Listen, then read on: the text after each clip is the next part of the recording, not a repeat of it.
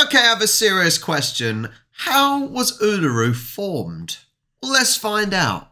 The Uluru, or so-called Ayers Rock, explained in under 3 minutes. Chapter 1. The Geology. So, can I, before the video properly starts now, there's a lot of videos on how Uluru was formed. This one is precise, it seems quite factual, and it's not going to bore you for too long, so this is the one I've chosen.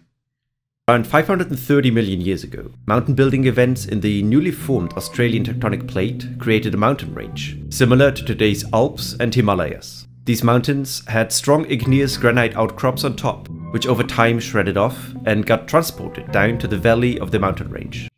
Now, I love that there's a kangaroo that's just popped up. That cannot be Uluru that's now formed.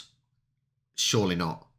Millions of years of erosion shrank these mountains again and buried the layers of weathered granite with kilometers of material, which compacted it again to form extremely hard sandstone called arkose. Around 130 million years after the initial mountain building event, a second one shoved these sandstone layers to the surface again, flipping the now hardened arkose 90 degrees in the process. This flipping made the rock stretch multiple kilometers vertically. Another hundreds of millions of years of erosion removed the softer rock around the hardened sandstone layer, which finally led to the uncovering of this magnificent rock structure, which we now call Uluru. So are we saying that the tectonic plates obviously created the mountains, as they do, and then at the top, 500 odd million years ago, I think it was that granite that came down. That then turned into, oh man, I've forgotten what it's called. I've got to remember what it's called now. That's bad. Arkose. Turned to arkose, which is harder, and is then, as the next lot went up, the rock around it disintegrated, but arkose is tougher and didn't erode. That's what I'm going with. Of this magnificent rock structure, which we now call Uluru.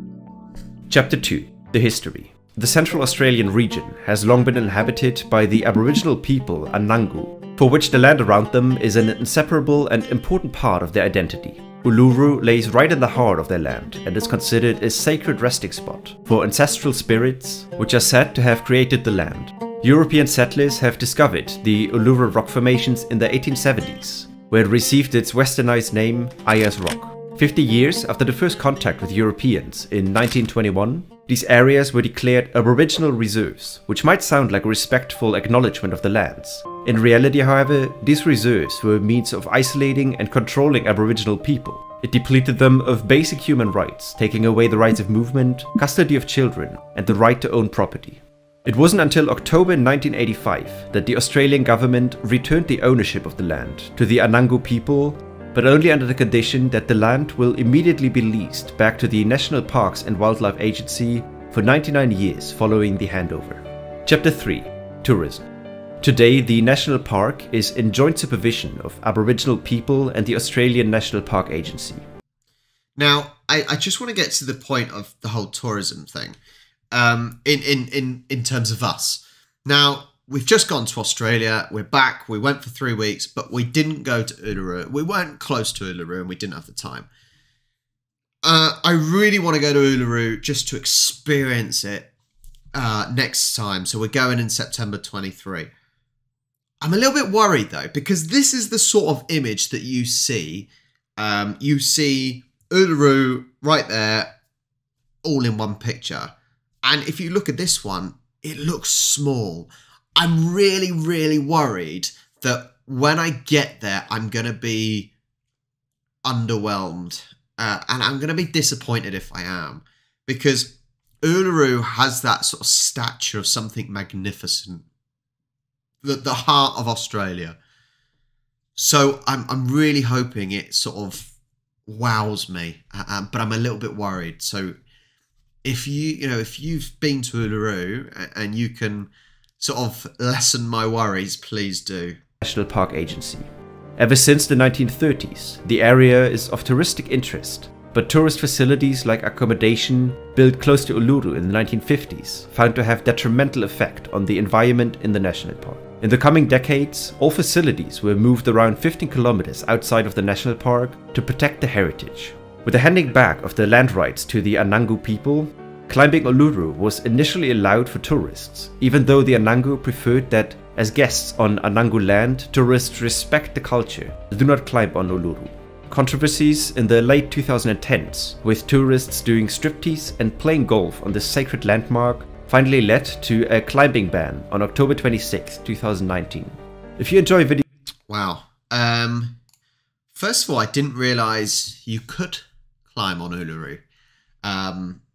Let alone that now you can't. Look, I'm not going to get into land ownership or spiritualism because I'm not spiritualistic. I don't believe in anything like that. So that may tell you what my feelings would be for that. I don't know.